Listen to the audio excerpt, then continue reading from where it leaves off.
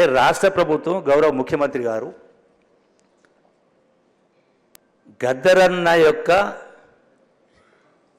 తత్వం, ఆలోచన విధానం సమాజంలో మార్పు తేవాలనే లక్ష్యంతో జీవితాంతం తప్పని వ్యక్తి గుర్తింపు రావాలి, నా బాధ్యతని ఈ రాష్ట్ర ప్రభుత్వం గౌరవ ముఖ్యమంత్రి గారు గద్దరన్నను గుర్తించి వారి యొక్క జయంతిని, వర్ధంతిని అధికారికంగా జరుపుకోవడమే కాకుండా వారి కూతురు వెన్నెల గారికి కూడా సాంస్కృతిక శాఖ యొక్క వారి యొక్క చైర్మన్గా ఏర్పాటు చేసే కార్యక్రమం చేయడం జరిగింది.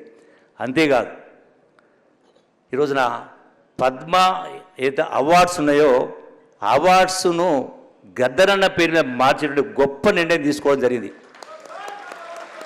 యాక్చువల్గా అంటే ఒక సెక్షన్ కొంత వ్యతిరేకించే ప్రయత్నం కూడా చేసింది. అంటే మనం చూసే కోణాన్ని బట్టి ఉంటుంది మంచిదా చెడుదా అనేది.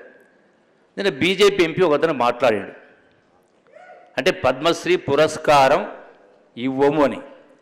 పద్మశ్రీ పురస్కారం మీరు ఇవ్వకపోతే గద్దరన్న కిరీటం కింద పడదు, మీ కిరీటం, మీ పరువు ప్రతిష్ట కింద పడిపోయింది, బజార్లో పడ్డది.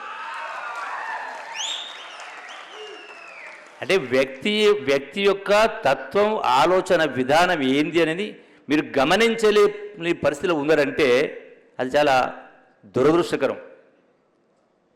రాష్ట్ర ప్రభుత్వం గౌరవ ముఖ్యమంత్రి గారు రాష్ట్రం నుంచి గద్దరన్న పేరు కావచ్చు, అట్లాగే అందశ్రీ కావచ్చు, చాలామంది పేర్లు, అట్లాగే చుక్కా రామయ్య గారి పేరు.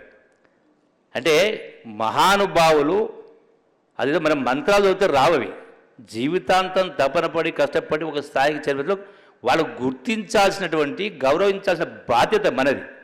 ఆ బాధ్యతను ఈ ప్రభుత్వం విస్మరించకుండా ఈ ప్రభుత్వం భుజానికి ఎత్తుకొని గౌరవించే కార్యక్రమం చేస్తూ ఉంది.